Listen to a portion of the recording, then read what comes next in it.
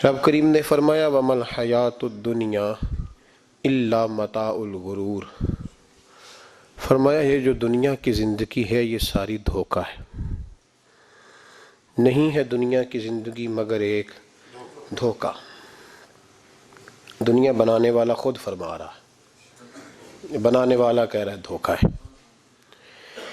دنیا کو اللہ تعالیٰ نے عمل کی جگہ بنایا ہے، دارالاسباب بنایا ہے، نیکی کرنے بھیجا ہے، حقوق العباد ادا کرنے ہمیں بھیجا ہے، یہاں بیٹھ کر اپنی جنت کی تیاری کرنے کے لیے بھیجا ہے، دوزخ کی آگ کو ٹھنڈا کرنے کے لیے بھیجا ہے۔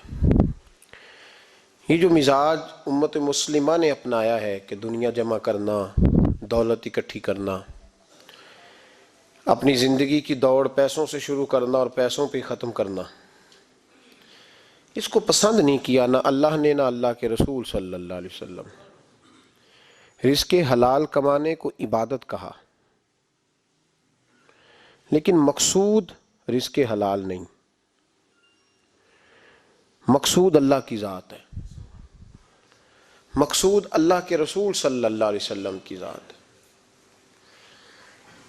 ہمارے ہاں بڑی ترتیب کے ساتھ یہ چیز نسل در نسل منتقل ہو رہی ہے کہ پیسہ کیسے جمع کرنا ہے۔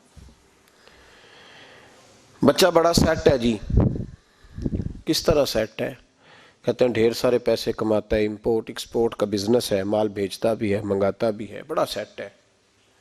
تو بچے سے پوچھا بیٹے تیرا کیا حال ہے، تو سیٹ ہے؟ کہتا بڑی تکلیف میں ہوں، سوتا بھی ہوں تو کانوں میں فون کی گھنٹیاں بجتی رہتی، آزمائش کا شکار ہوں، صبح و شام تکلیفوں میں وقت بیتتا ہے۔ یہ کس طرح کا سیٹ ہے بچہ؟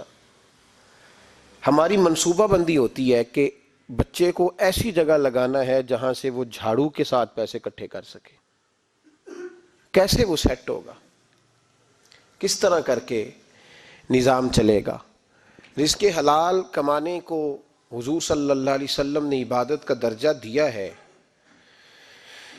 نبی پاک صلی اللہ علیہ وسلم نے حقوق العباد ادا کرنے کو بھی اللہ کے قرب کا ذریعہ بنایا ہے، پر میں نے عرض کی کہ یہ تو صرف منزل نہیں ہے، یہ تو راستہ ہے، یہ تو سفر ہے۔ جو لوگ سفر کوئی منزل بنا لیتے ہیں وہ نادان ہوتے ہیں۔ نبی کریم سید عالم صلی اللہ علیہ وسلم کی خدمت میں عرض کیا گیا کہ یا رسول اللہ صلی اللہ علیہ وسلم کچھ لوگ کہتے ہیں ہم شادی نہیں کریں گے، گھر نہیں بسائیں گے، بچے نہیں پیدا کریں گے، ہم صرف عبادت کریں گے، دن کو روزہ رکھیں گے، رات کو نفل پڑھیں گے، کوئی نکاح نہیں کریں گے، کچھ نہیں کریں گے۔ تو نبی پاک صلی اللہ علیہ وسلم نے فرمایا ان سے کہو کہ تمہارے لیے بہترین زندگی وہ ہے جو میں نے تمہارے سامنے گزاری ہے۔ میں آرام بھی کرتا ہوں، نکاح بھی کرتا ہوں، عورتوں کا حق بھی ادا کرتا ہوں، میں اپنے بچوں کی دیکھ بھال بھی کرتا ہوں۔ فرمایا تم پر تمہارے خدا کا اگر حق ہے تو تمہارے نفس کا بھی تم پر حق ہے، تمہاری آنکھ کا بھی حق ہے، وہ آرام کرنا چاہتی ہے۔ یہ ساری ترتیب ہمیں نبی پاک صلی اللہ علیہ وسلم نے دی، لیکن ہمیں فرمایا کہ مقصود تمہارا خدا ہے، مقصود تمہارے رب کی رضا ہے، تمہارے نبی پاک علیہ السلام کی غلامی تمہاری منزل ہے۔ اتنا لمبا چوڑا معاملہ جو فقط دنیا کا ہم نے بنا لیا ہے، اور پھر اس دنیا سے جو محبت ہے نا، وہ بیس جو ہے وہ دولت کی محبت ہے، رشتے دولت کے، ناطے دولت کے، تعلقات دولت کے، سلام دعا دولت کی۔ میرے محبوب علیہ الصلوۃ والسلام نے فرمایا حب الدنیا رأسۃ کل خطیئہ، یہ جو دنیا کی محبت ہے نا یہ ہر گناہ کی جڑ ہے۔ جب انسان دنیا کی دولت سے پیار کرنے لگ جاتا ہے پھر وہ قتل بھی کرتا ہے، پھر وہ ظلم بھی کرتا ہے، پھر وہ زیادتی بھی کرتا ہے، پھر وہ حرام بھی کھاتا ہے، پھر وہ یتیم کو بھی لوٹتا ہے، پھر بیوہ کا مال کھانا بھی اسے پریشان نہیں کرتا، پھر کروڑوں روپیہ ہضم کر لیتا ہے، لکڑ پتھر ہر چیز اس کو ہضم ہونے لگتی ہے۔ اصل بات یہ ہے کہ اسے محبت دنیا کی دولت سے ہو گئی ہے۔ ایک بزرگ کے پاس ایک نوجوان آیا، اس نے کہا حضرت جی میرا نماز میں دل نہیں لگتا۔ تو بزرگ فرمانے لگے تیرا مسئلہ اصل یہ نہیں، تیرا مسئلہ اور ہے۔ انہوں نے کہا حضور سمجھا دیں۔ تو وہ فرمانے لگے کچھ بندے ایسے ہیں جو تمہیں ٹیلی فون کرتے ہیں اور تم ان کا فون نہیں اٹھاتے، اور کچھ ایسے ہیں جن کو تم دن میں خود 3 دفعہ فون کر کے حال پوچھتے ہو۔ حضور کیا مطلب؟ فرمانے لگے جس سے پیار نہیں نا، اس سے اظہار بیزاری ہے، تو اس کا فون بجتا رہے تو کہتے ہیں میں تھا نہیں، میں موجود نہیں تھا، فون چارجنگ پہ تھا، گھر چھوڑ گیا تھا، بہانہ ہے۔ اور جس سے محبت ہے اس کو ٹیلی فون کر کے کہتے ہیں آپ پریشان تو نہیں ہوتے؟ بس میرا سلام لینے کو دل کر رہا تھا۔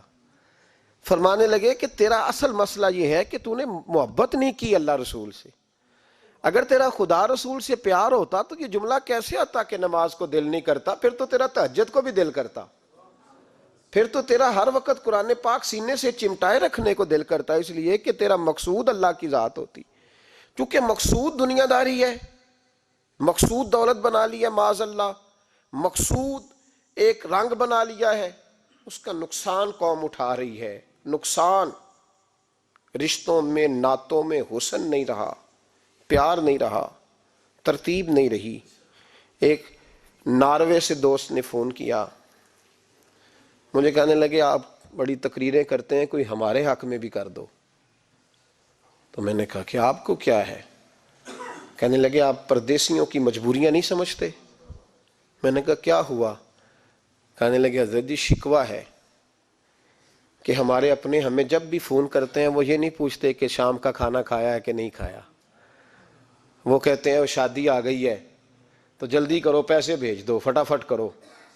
کہتے ہیں کبھی کسی نے ہم سے ہمارا حال ہی نہیں پوچھا، کبھی کسی نے یہ غور ہی نہیں کیا کہ وہ پردیس میں گیا ہے، اور انشاءاللہ پردیسی کوئی بھی نہ تھی وے ککھ جنا تو پارے تاڑی مار اڑانا باہو اسی آپ پہ ہی اڈن ہارے۔ تو تیار بیٹھے ہیں، حال ہی کوئی نہیں پردیس میں۔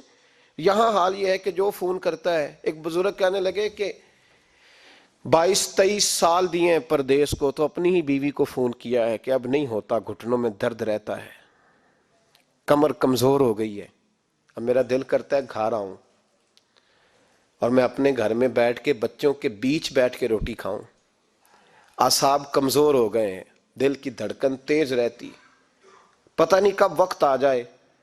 تو کہتے ہیں میری بیوی جسے میرے دکھ سکھ کا ساتھی ہونا چاہیے، وہ کہتی ہے چلیں 3-4 سال اور لگا لیں پھر آ جانا۔ وہ بھائی کیا اس شخص کے ساتھ کیا تعلق ہے؟ اس کا بھائی اسے فون کرتا ہے تو کہتا ہے میں پیسے دے دوں گا، جب آؤ نا تو ایک موبائل ضرور لے آنا۔ اس کو لوگ فون کرتے ہیں، رابطہ کرتے ہیں کہ جناب وہ ایک چھوٹی سی چیز، وہ میں پیسے دے دوں گا، تو پیسے دینے ہیں تو یہاں سے کون سی چیز نہیں ملتی؟ صرف فرمائشیں، لوگوں کے ساتھ تعلق صرف جیب کا، رشتہ صرف جو ہے وہ تعلق صرف اس چیز کا کہ وہ آدمی ایک ATM مشین ہے تو فٹافٹ کارڈ ڈالو تاکہ آپ کے حصے کے پیسے نکل آئیں۔ یہ مزاج اس نے نقصان کیا ہے، دراڑیں پڑ گئی ہیں، حالات بگڑ گئے ہیں۔ میرے نبی کریم سید عالم صلی اللہ تعالی علیہ وسلم نے رشتوں کو جو وقار دیا، تو امام غزالی رحمۃ اللہ تعالی علیہ نے لکھا ہے مکاشفۃ القلوب میں، فرماتے ہیں کچھ لوگ قیامت کے قریب آئیں گے جن کے نبی پاک صلی اللہ علیہ وسلم نے نشاندہی کی ہے، ان کے پاس کوئی شخص نہ بیٹھے ورنہ اس کا دل کالا ہو جائے گا۔ کہ حضور وہ کون سے؟ تو فرمانے لگے نبی پاک نے کچھ لوگ بتائے ہیں، ان کے پاس نہیں بیٹھنا۔ کون سے؟ مصطفیٰ کریم نے فرمایا یحبون الدنیا وینسون الآخرہ، جو دنیا کو سے پیار کرنے لگے اور آخرت کو بھول جائیں۔ امام صاحب فرماتے ہیں ان سے دور رہنا، دل کالا ہو جائے گا۔ یحبون المال وینسون الحساب، وہ جو نبی پاک نے فرمایا نا کچھ لوگ آئیں گے جو مال سے تو پیار کریں گے پر اس کے حساب کو بھول جائیں گے، ان سے بچنا۔ فرمایا یحبون القصور وینسون المقبرہ، جو مکانوں سے تو پیار کریں گے پر اپنی قبروں کو بھول جائیں گے۔ اور فرمایا ان لوگوں سے بھی بچ کے رہنا، ان سے بھی پرہیز کرنا کہ جو لوگ یحبون الخلق وینسون الخالق، جو لوگ مخلوق سے تو پیار کریں گے، بندوں سے بڑا پیار کریں گے لیکن اپنے رب کو بھول جائیں گے، ان لوگوں سے بھی بچیں۔ ایسے لوگوں سے نبی پاک صلی اللہ علیہ وسلم نے نشاندہی کی، ان سے بچیں۔ تعلقات میں خلوص ہوتا ہے، جب کوئی آپ کی غربت سے پیار کرتا ہے تو وہ آپ کا اصل دوست ہوتا ہے، جب وہ آپ کی تنہائیوں سے آزمائشوں سے پیار کرتا ہے تو اس کا آپ کے ساتھ رشتہ خالص ہوتا ہے۔ جو آدمی دولت کو دیکھ کر پیار کرے اور دولت کو دیکھ کر آپ کے ساتھ وابستگی کا اظہار کرے تو اس شخص کا پیار سیدھا سیدھا، میرے رسول پاک سید عالم صلی اللہ علیہ وسلم نے ہمیں استغنا کا حکم دیا ہے، بے نیازی کا۔ یہ دنیا داری میں الجھنا، دنیا کے بن کے جینا، دنیا کے ہو کے رہنا. آپ یقین کریں سارے رشتے، میں نے سعودی عرب میں پیر دیکھے، پیر مریدوں کی لسٹیں لے کے جاتے، ان کو ٹیلی فون ہوتا ہے تمہارے پیر صاحب آ گئے ہیں، تم بھی پہنچ جاؤ، ٹھنڈی بوتلیں لے آنا آتی دفعہ. وہاں وزن اٹھایا نہیں جاتا واپسی پہ. ہمارے کئی سنگی ناراض ہو گئے، حضرت آپ آتے ہیں تو آپ بتاتے نہیں. تو میں کہتا ہوں یہاں بھی یہی کام کرنا ہے، ہم تو اپنے گناہوں کی معافی لینے آئے، تو ہم جس کام آئے ہمیں کرنے دو، کیوں الجھاتے ہو؟